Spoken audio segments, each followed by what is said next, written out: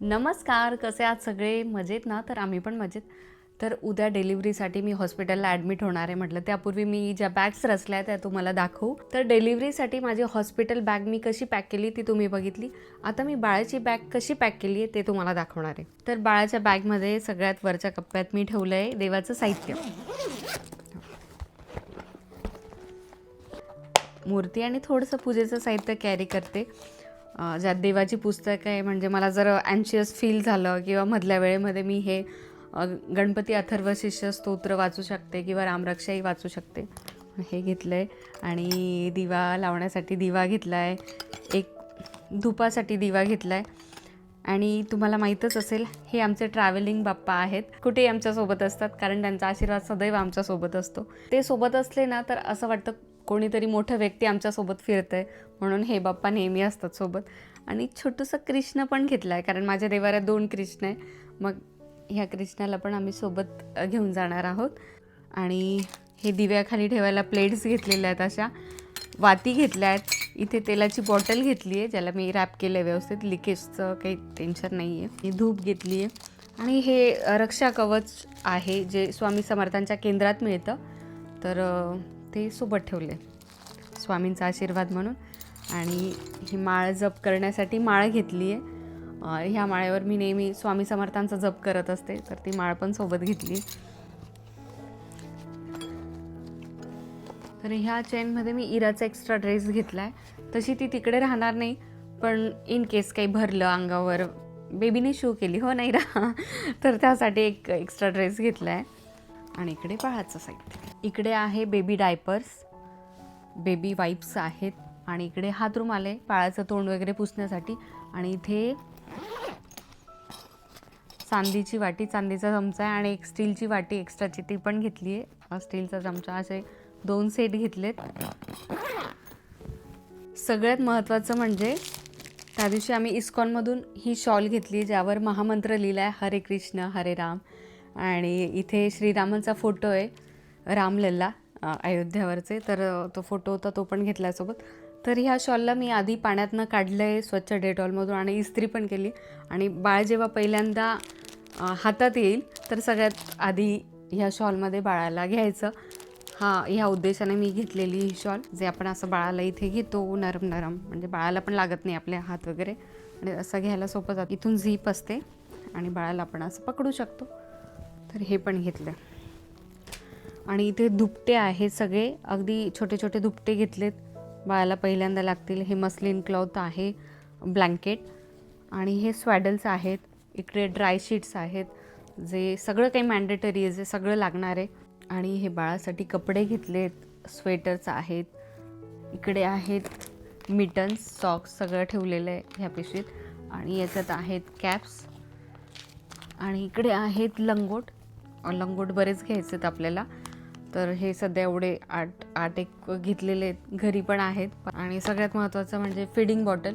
जर एखाद्या बेबीला लागते, एखाद्याला नाही लागत, तसं आम्ही वाटी चमच्यानेच पाजू. पण इरा वाटी चमच्याने पित नव्हती, मग तिला बॉटल स्टार्ट केली होती. इरा हे सगळं बघते तिकडनं, ती ऑब्झर्व करते मम्मा काय काय करते. सध्या बेबी बेड इराच यूज करते हो ना इरू दीदी? आवडते ना, माऊन जाते बरोबर. इकडे एक सप्रेम भेट आहे, जे आम्ही डिलिव्हरीनंतर जे थोरलं बाळ असतं,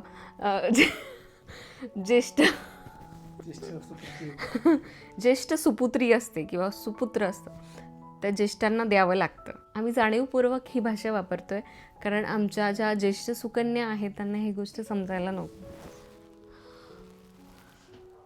त्यांचा एक प्रकारे पदोन्नती झालेली असते, त्यासाठी त्यांना काहीतरी सप्रेम भेट देण्याची प्रथा आपण करायला पाहिजे. ॲक्च्युली इंडियात नाही केलं जात, फॉरेनमध्ये हे करतात. त्यामुळे जे ज्येष्ठ चिरंजीव किंवा चिरंजीवी असतात त्या खुश होतात. त्यासाठी ह्या सगळ्या हे आहे. We can not. पण तुम्हाला दिसलं ना दादा सगळ्यांना? हो, कारण आम्ही असं बॅक साईडलाच बसलो ना, त्यामुळे मग वी कॅन सी एव्हरीथिंग.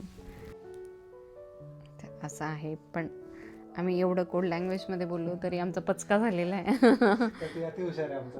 मी तिला सांगितलं की हे बेबीसाठी आहे, आणि ती म्हटली वाजवून दाखवा. मग आम्ही असं वाजवलं तर ती म्हटली माझ्यासाठी गेम आणलाय काहीतरी. काय पण होईल तुझ्याकडे गेम कशाला आणणार आहे परत? बरं, असं नाही केलं मला डोळ्यात झोप लागते मला. ठीक आहे, चला आता ठेवायची बॅग. ठेवा, चला. मॅडम, तर अशा पद्धतीने बेबीची बॅकपॅक झाली आहे. बेबीला काहीच नाही लागत, फक्त अंगावर 2-3 ड्रेस लागतील. लंगोट जास्त लागतं, मी माझ्या अनुभवावरून सांगते, कारण बेबीसारखं शू करत असतं, शी करतं, त्यामुळे मग लंगोट लागत असतात. आणि वाटी चमचा लागतो. जर वाटी चमच्याने नाही प्यायलं बाळ तर बॉटल लागते, पण मी तुम्हाला सांगेल की वाटी चमच्यानेच दूध पाजणं प्रेफर करा. आईचं दूध तर बेस्ट आहे, पण सीझननंतर 2-3 दिवस आईला दूध येत नाही, म्हणून सुरुवातीला फॉर्म्युला मिल्क वाटी चमच्याने देतं एवढं. आणि स्वॅडलसाठी कपडे लागतात 2-1, आणि ड्रायशीट्स लागतात 2 छोटे ड्रायशीट्स घेऊन यायचे, धुपटे घेऊन यायचे, बस एवढंच. बाळासाठी फार काही लागत नाही. आणि मी माझ्या बॅगमध्ये तुम्हाला जे सांगितलं तेवढंच मी म्हणते लागतं. बरेच जण अननेसेसरी गोष्टी घेतात, इवन मी पण घेतलं होतं इराच्या वेळेला. जे ब्रेस्ट पॅड्स असतात ते खूप सारे मागून ठेवले होते की एक्सेसिव्ह मिल्क आलं आणि मग आपला ड्रेस खराब वगैरे होईल, असं काही नाही होत. आणि झालं तरी ते बाळ पितं, त्यामुळे ते ब्रेस्ट पॅडची फारशी गरज नसते. ब्रेस्ट पंपची पण मी म्हणेन जास्त गरज नसते. मी घेतलं होतं म्हणून तो यूज केला होता. फिडिंग ब्राज आणि पॅन्टीजच्या वरपर्यंत चढतात तशा पॅन्टीज पाहिजे, आणि गाऊन पाहिजे, फिडिंग गाऊन्स. किंवा तुम्ही साधे गाऊन जरी वापरले ज्याला बटन्स असतात असे व्हर्टिकल्स, तर ते तुम्ही यूज करू शकतात. हे एवढंच लागतं, बाकी फार काही लागत नाही. आणि पॅड्स वगैरे ते तुम्हाला हॉस्पिटल प्रोव्हाइड करतं, किंवा डायपर पॅन्ट्स तुम्ही स्वतःचे कॅरी करू शकतात.